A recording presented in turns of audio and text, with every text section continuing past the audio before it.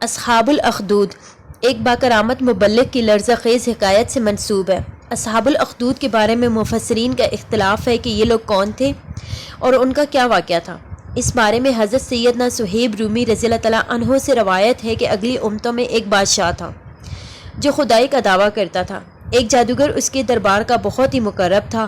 ایک دن جادوگر نے بادشاہ سے کہا، میں اب بوڑھا ہو گیا ہوں، لہٰذا تم ایک لڑکے کو میرے پاس بھیج دو تاکہ میں اس کو اپنا جادو سکھا دوں۔ چنانچہ بادشاہ نے ایک ذہین لڑکے کو جادوگر کے پاس بھیج دیا۔ لڑکا روزانہ جادوگر کے پاس آنے جانے لگا۔ راستے میں ایک صاحب ایمان راہب رہتا تھا۔ لڑکا ایک دن اس راہب کے پاس کچھ دیر کے لیے بیٹھ گیا۔ اس راہب کی باتیں لڑکے کو بہت پسند آ گئیں۔ چنانچہ لڑکا جادوگر کے پاس آنے جانے کے دوران روزانہ راہب کے پاس بھی بیٹھنے لگا۔ ایک دن لڑکے نے دیکھا کہ ایک بہت بڑا اور نہایت ہی خوفناک جانور کھڑا انسانوں کا راستہ روکے ہوئے ہے۔ لڑکے نے یہ منظر دیکھ کر اپنے دل میں کہا کہ آج یہ ظاہر ہو جائے گا کہ جادوگر افضل ہے یا راہب۔ چنانچہ اس لڑکے نے ایک پتھر اٹھا کر یہ دعا مانگی، یا اللہ عز و جل، اگر تیرے دربار میں راہب کا مذہب مقبول اور جادوگر کا مذہب مردود ہو تو اس جانور کو اسی پتھر سے ہلاک فرما دے۔ یہ دعا کر کے لڑکے نے جانور کو پتھر دے مارا۔ پتھر لگتے ہی وہ بہت بڑا جانور مر گیا اور لوگوں کا رستہ کھل گیا۔ لڑکے نے راہب سے یہ پورا واقعہ بیان کیا۔ یہ سن کر راہب نے کہا کہ اے لڑکے، خدا کے دربار میں تیرا مرتبہ بلند ہو گیا ہے، لہٰذا اب تو ان قریب امتحان میں ڈالا جائے گا، اس لیے کہ کسی کو میرا پتہ نہ بتانا اور امتحان کے وقت صبر کرنا۔ رفتہ رفتہ یہ لڑکا اس قدر صاحب کرامت ہو گیا کہ اس کی دعاؤں سے مادرزاد، اندھے اور کوڑی شفا پانے لگے، یہاں تک کہ خود بادشاہ کے دربار میں بھی اس کا چرچا ہونے لگا۔ بادشاہ کا ایک بہت ہی مقرب ہم نشیں اندھا ہو گیا تھا۔ وہ اس لڑکے کے پاس بہت سے ہدایہ اور تحائف لے کر حاضر ہوا اور اپنی بصارت بنائی کے لیے دعا کا طالب ہوا۔ لڑکے نے کہا، اگر تو اللہ تعالیٰ پر ایمان لائے تو میں تیرے لیے دعا کروں گا۔ چنانچہ وہ ایمان لایا اور لڑکے نے اس کے لیے دعا کر دی۔ فوراً ہی وہ آنکھیں آرا ہو گیا۔ جب وہ بادشاہ کے دربار میں گیا تو بادشاہ نے حیرت سے پوچھا، تمہاری آنکھوں میں بصارت کیسے آ گئی؟ تو مقرب ہم نشیں نے کہا، میرے رب عز و جل نے مجھے بصارت عطا فرما دی۔ بادشاہ نے غضبناک ہو کر کہا کہ کیا میرے سوا بھی تمہارا کوئی رب ہے؟ تو اس نے کہا، اللہ تعالیٰ میرا اور تیرا دونوں کا رب ہے۔ بادشاہ نے اس کو طرح طرح کی سزائیں دے کر پوچھا کہ کس نے تجھے یہ بتایا ہے؟ تو اس نے اس لڑکے کا نام بتا دیا۔ پھر بادشاہ نے لڑکے کو قید کر کے اس کو اس قدر مارا پیٹا کہ اس نے راہب کا نام بتا دیا۔ بادشاہ نے راہب کو گرفتار کر کے اس سے کہا کہ تم اپنا عقیدے کو چھوڑ دو، مگر راہب نے صاف صاف کہہ دیا کہ میں اپنے اس عقیدے پر آخری دم تک قائم رہوں گا۔ یہ سن کر بادشاہ آگ بگولا ہو گیا اور اس نے راہب کے سر پر آرا چلوا کر اس کے 2 ٹکڑے کر دیے۔ اس کے بعد بادشاہ نے اپنے مقرب ہمنشی کے سر پر بھی آرا چلوا دیا اور اس کی بھی 2 ٹکڑے کر دیے گئے۔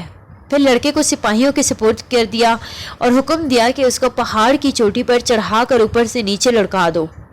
لڑکے نے پہاڑ پر چڑھ کر دعا مانگی تو ایک زلزلہ آیا اور بادشاہ کے سپاہی زلزلے کی جھٹکوں سے ہلاک ہو گئے اور لڑکا سلامتی کے ساتھ پھر بادشاہ کے سامنے آ کر کھڑا ہو گیا۔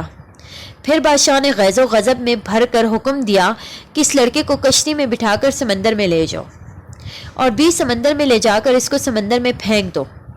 چنانچہ بادشاہ کے سپاہی اس کو کشتی میں بٹھا کر لے گئے۔ پھر جب لڑکے نے دعا مانگی تو کشتی غرق ہو گئی اور سب سپاہی ہلاک ہو گئے اور لڑکا صحیح و سلامتی کے ساتھ بادشاہ کے سامنے آ کر کھڑا ہو گیا اور بادشاہ حیران رہ گیا۔ لڑکے نے بادشاہ سے کہا کہ اگر تو مجھ کو شہید کرنا ہی چاہتا ہے تو اس کی صرف ایک ہی صورت ہے کہ تو مجھ کو سولی میں لٹکا کر بسم اللہ رب الغلام پڑھ کر مجھے تیر مار۔ چنانچہ اسی ترکیب سے بادشاہ نے اس لڑکے کو تیر مار کر شہید کر دیا۔ یہ منظر دیکھ کر ہزاروں کے اجتماع نے بلند آواز سے اعلان کرنا شروع کر دیا کہ ہم اس لڑکے کے رب عز و جل پر ایمان لائے۔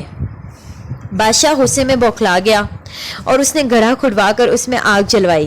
جب آگ کے شعلے خوب بلند ہونے لگے تو اس نے اہل ایمان کو پکڑوا کر اس آگ میں ڈالنا شروع کر دیا، یہاں تک کہ 77 مومنین کو اس نے آگ میں جلا ڈالا۔ آخر میں ایک ایمان والی عورت اپنے بچے کو گود میں لیے ہوئے آئی اور جب بادشاہ نے اس کو آگ میں ڈالنے کا ارادہ کیا تو وہ کچھ گھبرائی۔ تو اس کے دودھ پیتے بچے نے کہا، اے میری ماں صبر کر، تو حق پر ہے، بچے کی آواز سن کر اس کی ماں کا جذبہ ایمانی بیدار ہو گیا اور وہ مطمئن ہو گئی۔ پھر ظالم بادشاہ نے اس مومنہ کو اس بچے کے ساتھ آگ میں پھینک دیا۔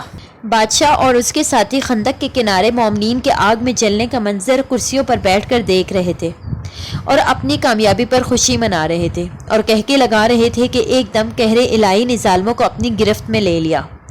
اور وہ اس طرح کی خندق کے آگ کے شعلے اس قدر بھڑک کر بلند ہوئے کہ بادشاہ اور اس کے سب ساتھیوں کو آگ نے اپنی لپیٹ میں لے لیا اور سب کے سب لمحہ بھر میں جل کر راکھ کا ڈھیر ہو گئے، اور بقیہ تمام مومنین کو اللہ تعالیٰ نے ظالم کافروں کے شر سے بچا لیا۔ اس واقعے کو اللہ تعالیٰ نے قرآن مجید میں ان لفظوں کے ساتھ بیان فرمایا ہے: قُتِلَ أَصْحَابُ الْأُخْدُودِ النَّارِ ذَاتِ الْوَقُودِ اذ ہم علیہا قعود وہم علی ما یفعلون بالمؤمنین شہود۔ پارہ نمبر 30 آیت نمبر 10۔ ترجمہ: کھائی والوں پر لعنت ہو اس بھڑکتی آگ والے جب وہ اس کے کنارے پر بیٹھے تھے اور وہ خود گواہ ہیں جو کچھ مسلمانوں کے ساتھ کر رہے تھے۔ اس ایمان افروز واقعے سے یہ درس ملتا ہے کہ عموماً خدا کی طرف سے نیک بندوں کا امتحان ہوا کرتا ہے، اور بوقت امتحان مومنوں کا بلاؤں اور مصیبتوں پر صبر و شاکر رہنا یہی اس امتحان کی کامیابی ہے۔ یہ بھی معلوم ہوا ہے کہ ایمان کامل کی یہی نشانی ہے کہ مومن خدا کی راہ میں پڑنے والی تکلیفوں اور مصیبتوں سے نہیں گھبراتا اور کبھی بھی اس میں تذبذب پیدا نہیں ہوتا۔